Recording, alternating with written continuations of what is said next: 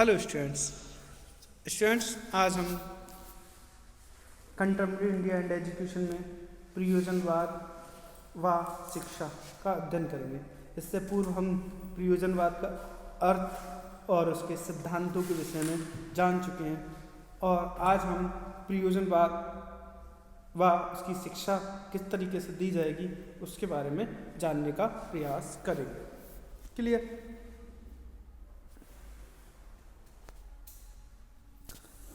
तो इसका अर्थ ये होता है कि प्रयोजनवाद के अनुसार शिक्षा का यूज किस तरीके से होता है, ये है। तो हमारा पहला पॉइंट हो जाएगा शिक्षा का सामाजिक कार्य, यानी शिक्षा का क्या सामाजिक कार्य होगा प्रयोजनवाद के अकॉर्डिंग। तो जो सामाजिक कार्य है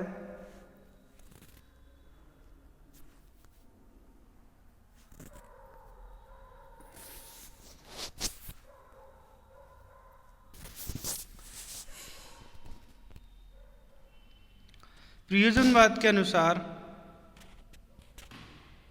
शिक्षा मुख्य विशेष उसका सामाजिक कार्य है। प्रयोजनवाद के अनुसार शिक्षा का मुख्य विशेष उसका सामाजिक कार्य है। मतलब जो प्रयोजनवादी हैं तो उनका जो मुख्य कार्य है वो क्या है, सामाजिक कार्य है। ठीक, उनका मानना है कि मनुष्य एक सामाजिक प्राणी है, इसलिए उसका विकास सामाजिक परिउद्देश्य यानी कि सामाजिक उद्देश्य से होना चाहिए। परिउद्देश्य नहीं है, उद्देश्य है। क्या है? उद्देश्य से होना चाहिए। उसे सफल लोकतांत्रिक जीवन व्यतीत करना सीखना चाहिए, अर्थात उसे सामाजिक कुशलता का गुण प्राप्त करना चाहिए। इसी उद्देश्य की प्राप्ति के लिए शिक्षा का संगठन किया जाना चाहिए। क्लियर? प्रयोजनवाद सामाजिक मूल्य को बहुत अधिक महत्व देता है। समाज सम्मिलित रूप से प्राप्त अनुभवों का ढंग है। सामाजिक कार्यों में भाग लेना सबसे महत्वपूर्ण ढंगों में से एक है जिसका द्वारा शिक्षा प्राप्त होती है। यानी कि वो कह रहे हैं जो शिक्षा है वो सामाजिक रूप से प्रदान की जाए, यानी कि शिक्षा का कार्य क्या है, सामाजिक कार्यों में भाग लेना, और उसमें जब वो भाग लेगा तो वो ऑटोमेटिक शिक्षित होगा। क्लियर?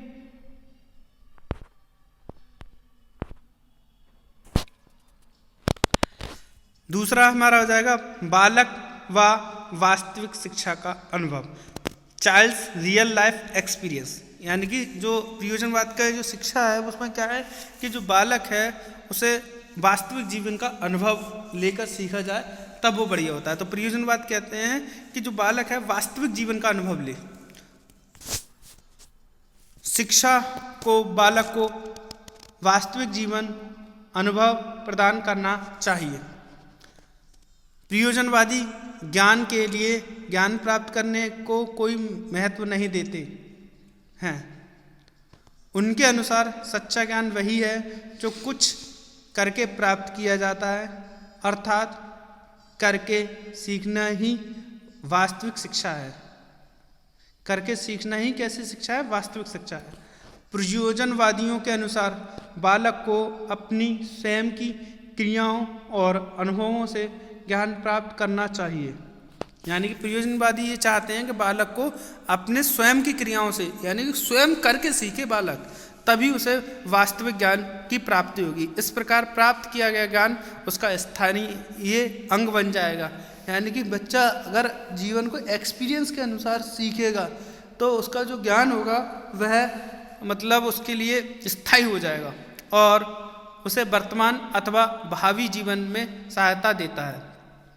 इस प्रकार का ज्ञान तभी प्राप्त कर सकता है जब उसके सामने जीवन की 30 परिस्थितियों का रखा जाए, साथ ही उसे ऐसा वातावरण दिया जाए कि वह अपने मूल्यों का निर्माण कर सके। कहने का तात्पर्य है कि जो प्रयोजनवादी हैं, प्रयोजनवादी में जो स्थितियां हैं वो कैसी होनी चाहिए? प्रयोजनवादियों में जो स्थितियां हैं वो इस तरीके की होनी चाहिए कि बच्चों को वास्तविक ज्ञान का अनुभव कराया जाए। अगर वास्तविक ज्ञान का अनुभव नहीं कराया जाता है तो वह स्थितियाँ अनुकूलित नहीं होती हैं और बच्चा वो ज्ञान को अपने जीवन से नहीं जोड़ पाता है। अगर वो वास्तविक ज्ञान अपने अनुभवों से लेगा तो वह जीवन के प्रत्येक क्षेत्र में आगे बढ़ेगा। तो प्रयोजनवादियों का मानना है जो ज्ञान होना चाहिए बालकों को, उनको वास्तविक जीवन से जोड़कर अनुभव प्राप्त कराने चाहिए, ना कि किताबी जीवन से। क्लियर। नंबर 3 आ जाता है बालकों को महत्व। प्रयोजनवादी जो कहते हैं वो कहते हैं बालकों को महत्व देना। प्रयोजनवादी शिक्षा में बालकों को बहुत महत्वपूर्ण स्थान देते हैं। उनके अनुसार शिक्षा मतलब बालक के लिए, ना कि बालक शिक्षा के लिए है। यानी कि शिक्षा बालक के लिए, ना कि बालक शिक्षा के लिए है। बच्चों को क्या करना होता है कि बालक को महत्व देना चाहिए, ना कि शिक्षा को महत्व देना चाहिए। वे बालकों को बालक ही मानते हैं, अतः उनका कहना है कि उसे दी जाने वाली शिक्षा उसकी शक्तियाँ, रुचियाँ, रुझान और आवेगों के अनुसार दी जानी चाहिए।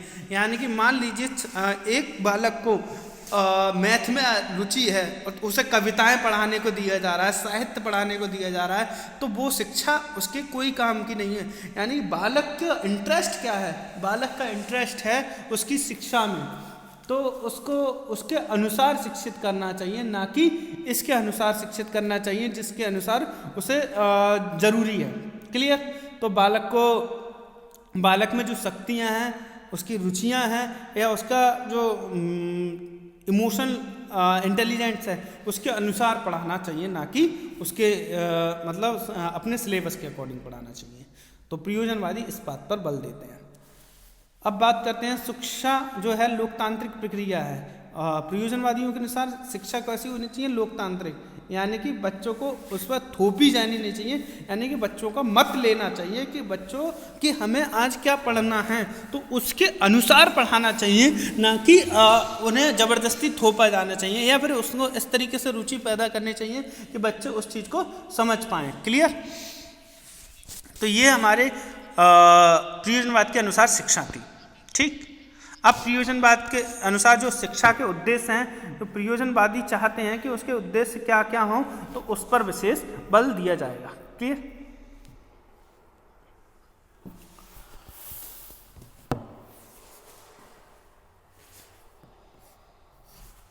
नंबर 1 मूल्य व आदर्शों का विकास करना। मूल्यों व आदर्श। मूल्य मतलब यहाँ पे रुपये पैसों से नहीं है, मूल्य यहाँ पे क्वालिटी से है, और उसके जो आदर्श हैं उनका विकास करना है, यानी कि वैल्यूज़ और आइडियों का डेवलपमेंट। प्रयोजनवादी मानते हैं कि चालक को स्वयं अपने मूल्य और आदर्श की रचना करनी चाहिए।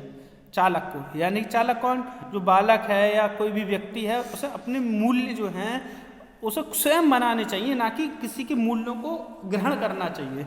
इस प्रकार प्रयोजनवादी का यदि कोई उद्देश्य हो सकता है तो वह यह है कि बालक को अपने मूल्य आदर्शों का निर्माण करने के योग्य बनाना।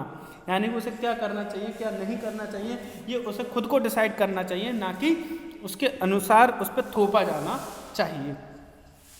इस उद्देश्यों की प्राप्ति के लिए प्रयोजनवादी उन परिस्थितियों का निर्माण करते हैं बालक को अपने मूल्यों और आदर्शों का निर्माण करने में सहायक है। क्लियर। सेकंड इसका जो उद्देश्य हो जाएगा प्रयोजनवाद का, वो ये हो जाएगा गतिशील व लचीले मस्तिष्क का विकास। प्रयोजनवादी बालक की आवश्यकताएं, इच्छाएं, अभिप्रायों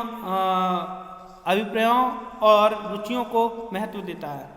आपको अभी बताया था बच्चों को महत्व देता है, तो उसकी जो इच्छाएं हैं, उनकी आवश्यकताएं हैं, उनके अनुसार शिक्षा देता है। प्रोफेसर रॉस ने भी लिखा है कि बालक के वातावरण में उसकी इच्छाओं को पूर्ण करना शिक्षा है।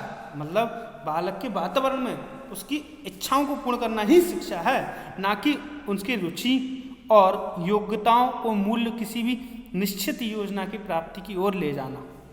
क्लियर। छात्रों का विकास उद्देश्य आ जाता है। अब इसका क्या उद्देश्य है? छात्रों का विकास, पीपल्स ग्रोथ, यानी कि जो हमारे स्टूडेंट्स हैं उनका ग्रोथ कैसे कराती है प्रयोजनवाद। प्रयोजनवाद शिक्षा का उद्देश्य का विकास है। इस उद्देश्य को 2 कारणों से कटु आलोचना की गई है।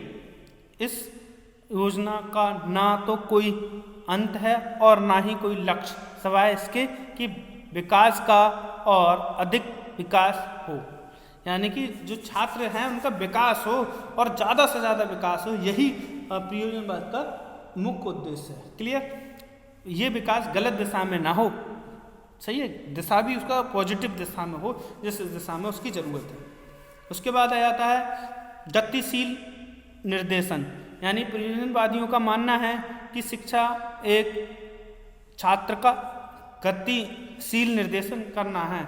गतिशील निर्देशन का अर्थ है कि उचित दिशा और अग्रसर मार्गदर्शन करना, परंतु प्रयोजनवादियों ने इसको पूर्ण स्पष्ट नहीं किया है। सामाजिक कुशलता का विकास करना, इसका जो मुख्य उद्देश्य है, मैंने बताया था ये शिक्षा कैसी है, सामाजिक शिक्षा पर बल देती है।